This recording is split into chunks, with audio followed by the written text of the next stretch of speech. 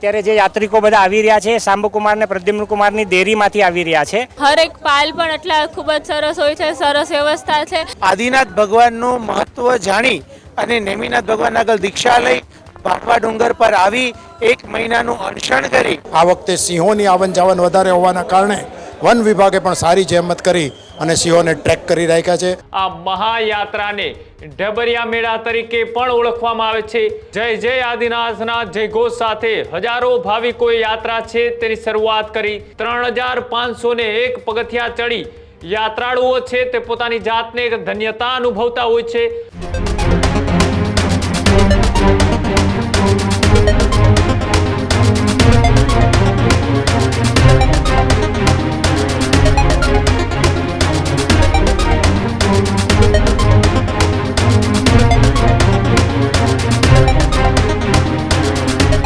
સમાચારોમાં આગળ વાત કરીએ બીજા મહત્વપૂર્ણ સમાચારની તો પાલીતાણામાં 6 ગામની મહાયાત્રાનું પરંપરાગત રીતના આયોજન છે તે કરવામાં આવ્યું। આ મહાયાત્રાને ઢબરિયા મેળા તરીકે પણ ઓળખવામાં આવે છે। ફાગણ સુદ 13ના પવિત્ર દિવસે યાત્રાનો છે તે શુભ પ્રારંભ થાય છે। જય જય આદિનાથના જયઘોષ સાથે હજારો ભાવિકોએ યાત્રા છે તેની શરૂઆત કરી। દેશ વિદેશમાંથી શ્રાવક અને શ્રાવિકો મોટી સંખ્યાની અંદર છે તે યાત્રાની અંદર જોડાયા। જૈન સમાજમાં યાત્રાને લઈ અનોખો ઉત્સાહ છે તે જોવા મળ્યો। શ્રી કૃષ્ણના પુત્ર પ્રદ્યુમ્ન અને સાબ મુનિઓ સાથે મોક્ષ પામ્યાની વાત છે તેના સ્મરણથી 6 ગામની પરિદક્ષિણા છે તે કરવાનો એક વિશેષ મહિમા છે તે પણ જોડાયેલો છે। સાથે જ શેત્રુંજય પર્વત પર 3501 પગથિયા ચડી યાત્રાળુઓ છે તે પોતાની જાતને ધન્યતા અનુભવતા હોય છે અને આ જ દિવસે ખુલ્લો રહેતો એ કેડીના માર્ગ છે તે પસાર કરવાનો પણ એક વિશેષ છે તે મહત્વ છે। સાથે જ આદેશ્વર દાદાના પ્રક્ષનાજ જળકુંડના દર્શન યાત્રાનો પણ મુખ્ય ભાગ છે તે પણ ગણવામાં આવે છે। આજે યાત્રા છે તે શરૂ કરવામાં આવી છે તેને લઈ રસ્તાઓમાં પોલીસનો ચુસ્ત બંદોબસ્ત અને વ્યવસ્થાઓ છે તે પણ ગોઠવવામાં આવી છે। અનેક લોકો દ્વારા આ યાત્રામાં જોડાતા લોકો માટે સેવા કેમ્પનું પણ આયોજન છે તે કરવામાં આવ્યું છે। તો સાથે સાથે કેટલાક લોકોએ ભોજન વ્યવસ્થાની પણ એ ખાસ છે તે અહીંયા તૈયારીઓ કરી છે। તો કેટલાક લોકો એ અહીંયા ચાલીને આવતા એ શ્રદ્ધાળુઓ માટે ખાસ અલગ અલગ છે તે વ્યવસ્થા કરવામાં આવી છે। તમે જોઈ રહ્યા છો આ દ્રશ્યો કે જ્યાં એ પાલીતાણામાં 6 ગામના મહાયાત્રાનું પરંપરાગત રીતના આયોજન છે તે કરવામાં આવ્યું છે ને ત્યાં સેવાકીય કેમ્પો પણ એટલા જ લાગ્યા છે। શું કહી રહ્યા છે આ લોકો કે જે મેળામાં આવી રહ્યા છે તે આ મેળાને કઈ રીતના જોઈ રહ્યા છે, કઈ આસ્થા સાથે લોકો આ મેળા સાથે અને પાલીતાણા સાથે જોડાયેલા છે અને સાથે જ આ મેળાનું કેમ એટલું ખાસ મહત્વ છે આવો જોઈએ।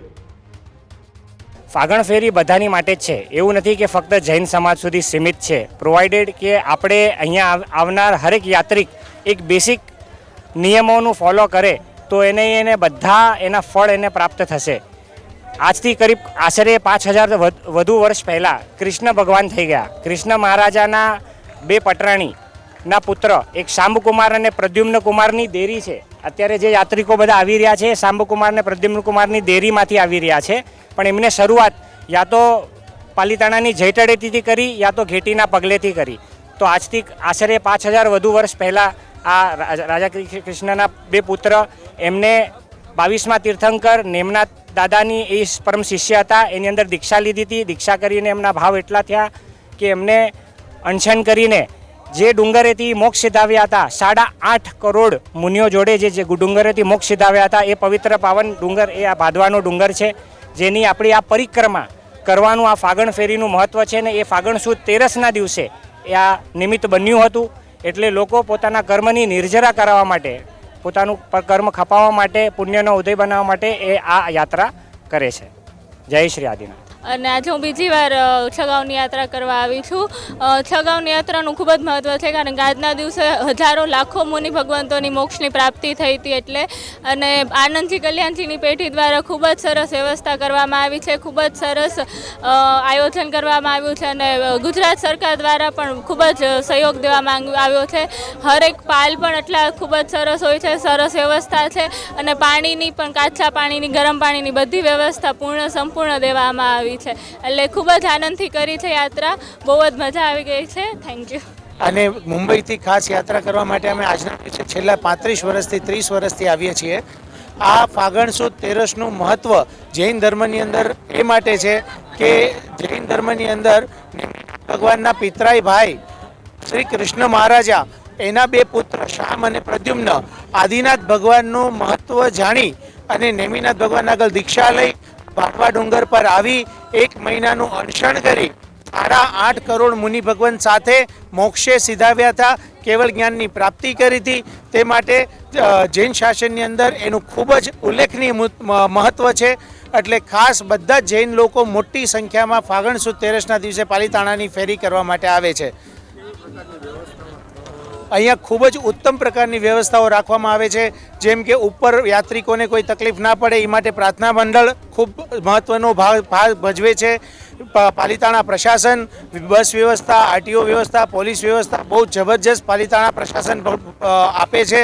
અને નીચે પાલમાં મસ્ત જમવાનું, અને એ પણ જૈન સમાજ બહુ સારી રીતના જૈન સંઘ વ્યવસ્થા કરે છે કે બધા યાત્રિકો જે બી અહીંયા આવે છે ઢેબરા તેરસ તરીકે, પણ ઢેબરા તેરસ ન કહેવાય પણ મસ્ત સારી એવી જમવાની વ્યવસ્થા અહીંયા કરવામાં આવે છે.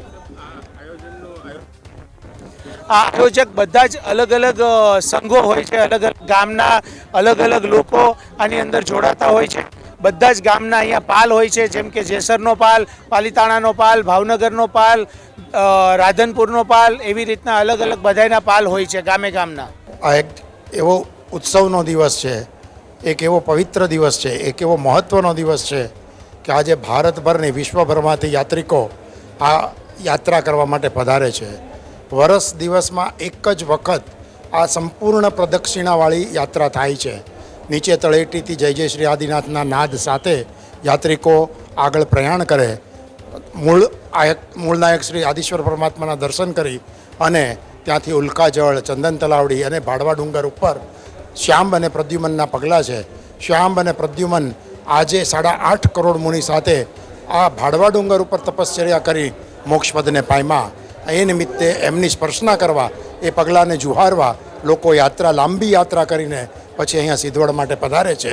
આપણે અહીંયા ઊભા છીએ એ સિદ્ધવડ જ્યાં યાત્રા પરિપૂર્ણ થાય અહીંયા આગળ આદિશ્વર દાદાના પગલાં છે. દર્શન કરીને લોકો યાત્રિકો પોતાને ધન્યતા અનુભવે છે. અહીંયા આગળ 85 થી 90 પાલો છે, જે અલગ અલગ ગામોથી લોકો આવીને ભક્તિ કરે છે અને ખૂબ સુંદર રીતે લોકોને ભોજન કરાવે છે. આખા એ સમગ્ર આ યાત્રા એમાં પ્રશાસનનું સંપૂર્ણ સહયોગ રહ્યો. પોલીસ ડિપાર્ટમેન્ટ, પ્રાંત અધિકારી, મામલતદારશ્રી અને ખાસ વિશેષ આ વખતે સિંહોની આવન જાવન વધારે હોવાના કારણે વન વિભાગે પણ સારી જહેમત કરી અને સિંહોને ટ્રેક કરી રાખ્યા છે, ટ્રેકરોને તૈનાત કર્યા છે. બાકી બધા જ ડિપાર્ટમેન્ટની સુંદર એવી આ સહયોગને કારણે યાત્રા હવે પરિપૂર્ણ તરફ છે. અને ખાસ જેમ હમણાં શ્રીપાલભાઈએ કીધું એમ, જ્યારે વિશ્વમાં યુદ્ધની એક આગ ફેલાણી છે, યુદ્ધના ભણકારા વાગ્યા છે, ત્યારે અમે એ જ પ્રભુને પ્રાર્થના કરીએ કે સકળ જીવોને શાંતિ થાય અને આ યુદ્ધ તુરંત શાંતિમાં પરિણમે અને આખા વિશ્વમાં પાછો શાંતિનો માહોલ થાય, એ માટે અમે પ્રાર્થના કરીએ છીએ. આજની સંપૂર્ણ યાત્રા વિશ્વ શાંતિ માટે પરિણમે એ જ અભ્યર્થના. જ્યાં કાંકરે કાંકરે અનંત આત્માઓ મોક્ષ પામ્યા છે તેવા શેત્રુંજય ગિરિરાજ શાશ્વત જે 6 ગાઉની યાત્રાનો આજ વહેલી સવારે જ શેત્રુંજય પાલિતાણા જય તલેટીથી જય જય આદિનાથના જય ઘોષ સાથે આજે ફાગણ સુદ તેરસના દિવસે પ્રારંભ કરવામાં આવે છે. ફાગણ સુદ તેરસના દિવસે શેત્રુંજય પર્વત ગિરિરાજ પર કૃષ્ણના 2 પુત્ર શ્યામ અને પ્રદ્યુમન જે કરોડો મુનિઓ સાથે તેરસના દિવસે અહીં મોક્ષ પામ્યા હતા. જ્યાં જૈન ધર્મમાં આ તેરસની 6 ગાઉ યાત્રા કરી મોક્ષ પ્રાપ્તિ થાય તેવી માન્યતાઓ હોય છે. આજે હજારો લોકો આ 6 ગાઉ યાત્રા કરી ધન્યતા અનુભવતા હોય છે. તેરસના આ 6 ગાઉ યાત્રામાં દેશના તમામ શહેરો અને રાજ્યોમાંથી આવી શ્રદ્ધા અને ભાવિકો સાધુ ભગવંતો બહોળી સંખ્યામાં જોડાય છે. 6 ગાઉ યાત્રાની જો વાત કરવામાં આવે તો પ્રશાસન દ્વારા પણ ખૂબ આની સારી એવી વ્યવસ્થાઓ પણ આપવામાં આવે છે. શેઠ આણંદજી કલ્યાણજી પેઢી દ્વારા તમામ જે યાત્રા છે તેનું જવાબદારી તેમના શિરે હોય છે અને સારી એવી વ્યવસ્થા પણ આપવામાં આવે છે. Virang Rangani, news room, Bhavnagar.